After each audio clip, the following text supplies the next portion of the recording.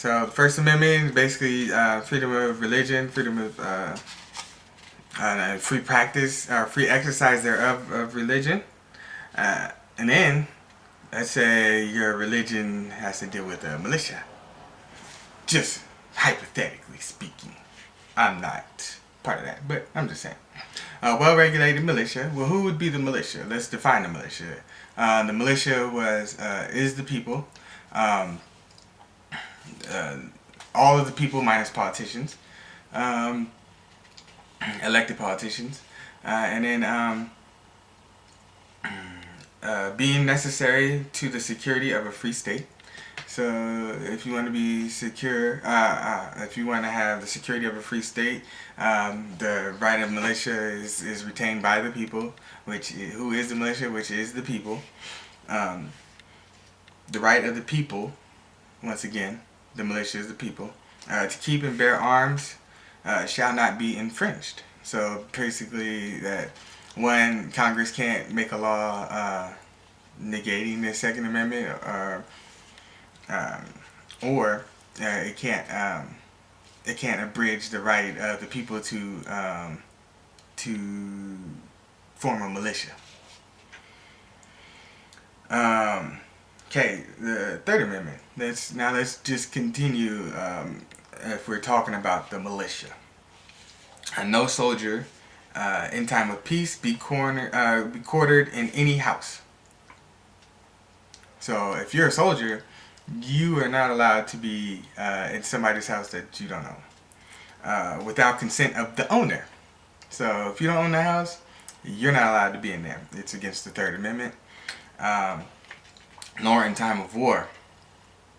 So even peacetime and wartime, you're still not allowed to be in somebody's house that you don't own without the consent of the owner, but in manner to be prescribed by law.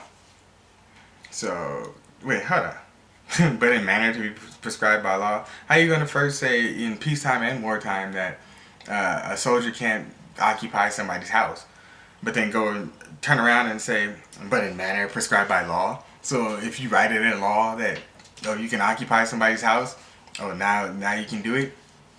The fuck? How you gonna first completely outlaw something in peace and wartime for soldiers who only operate in wartime or peacetime? There's only two modes of operation for a soldier. And you just completely outlaw them from being allowed to stay in somebody's house without the consent of the owner. And then you turn around in the same amendment and re-grant that right to them? Via legislation? Sorry. What the hell is that shit? Sorry. Let me get to the Ninth Amendment. The Ninth Amendment, which says that the enumeration in this Constitution of certain rights shall not be construed or denied. Should not be construed to deny or disparage other rights retained by the people. So you can't. The Third Amendment first says that you can't. A soldier can't quarantine somebody's house in peace or wartime, and and then they go around and say, but in a manner prescribed by law, which is one, it's a contradiction of the earlier text in the same amendment, and it's also a contradiction of the Ninth Amendment, which says that you can't deny any rights or you can't construe the meaning of something to deny somebody's rights, which we all know really happens a lot.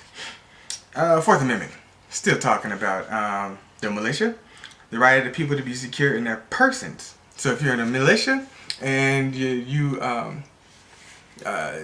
by joining a militia, you can declare that you own your body, right? And your person is your body. So the right of the people to be secure in their persons, houses, papers, and effects against unreasonable searches and seizures shall not be violated. Basically self-explanatory. You can't be searched or seized without a warrant.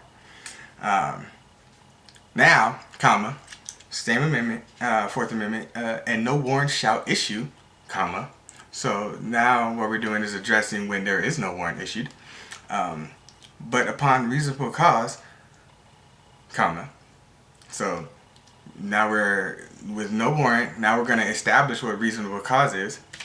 Supported by oath or affirmation. Oath or affirmation. Now I can interpret oath or affirmation being gang tattoo, any kind of gang related paraphernalia. I know the police just love to use that one. You got any tattoos, son? Let me see your tattoos. Mm-hmm. Yeah, I know that one. And particularly describing a place to be searched and the persons or things to be seized. So if you have any kind of tattoo, you can be searched and seized, or any kind of oath or affirmation, which is weird.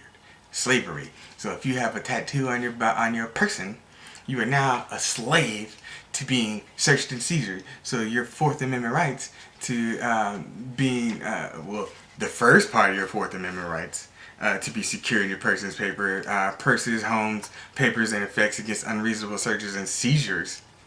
That part gets left out. It gets negated if you have tattoos.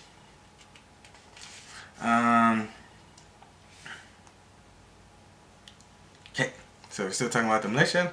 No person shall be held to answer for a capital or otherwise infamous crime unless on a presentment or indictment of a grand jury.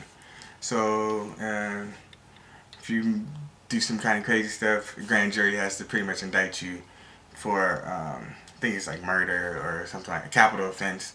It's usually like murder and stuff like that. Except in cases arising in land or naval forces or in the militia.